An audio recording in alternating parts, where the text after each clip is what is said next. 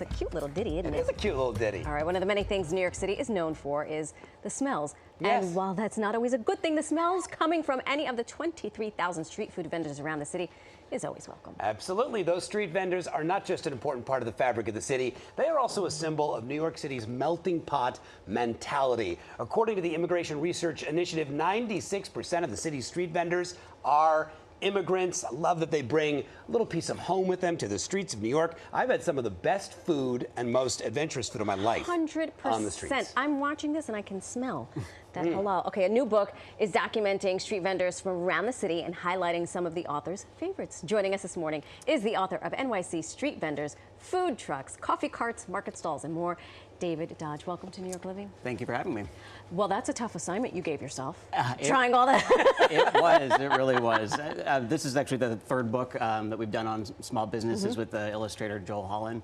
And this was by far the hardest because, you know, street vendors are kind of hard to track down sometimes. Yeah. There were a couple of places I was hoping to bring in today that just, you know, weren't there on my way up. So I had to, you know, improvise and, ended up with what we have here. I love it. What was the inspiration? What made you say, well, this is the book we're doing next? Yeah. This is the one. We got to hit up the street vendors. It kind of seemed like a logical progression. The first book we did was on Manhattan. The second one was Brooklyn. And we wanted to do one that was citywide, but you know, a little bit different. And street vendors were, just obviously top of mind for us.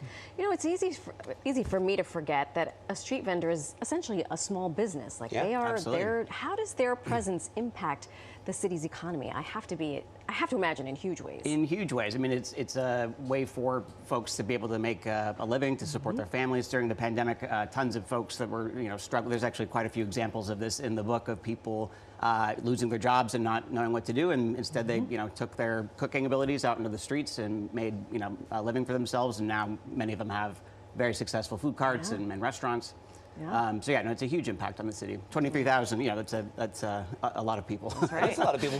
One that you have listed in the book as a street vendor, something that I wouldn't maybe necessarily have thought of street vendor, are chess players that we see around the city. I used to live in the Village, Washington Square Park. There's always guys there ready just to stomp you at chess. What was the decision to include them? Yeah, so the city considers them to be street vendors. They're kind of considered under a special class called First Amendment vendors. So this includes anyone from, you know, street preachers to Elmo in Times Square to any of these folks that are providing entertainment. So the chess players are considered entertainers. They, you know, charge $5 for a game. They'll also teach you if you want for like 20, 40 bucks. Yeah. I didn't know I could get taught. I don't know how to play chess. So whenever I didn't know I pass could them, get I'm caught, like, but a couple of times I've been schooled. It is very you have brought some delicious I have. food from some of your favorite street vendors. What do you have here? So like I said, I had a whole plan on my way up here, and several of the vendors were not here, but this is it's a testament to, you know, the street vendors of the city that I was able to find everything from beignets to organic honey.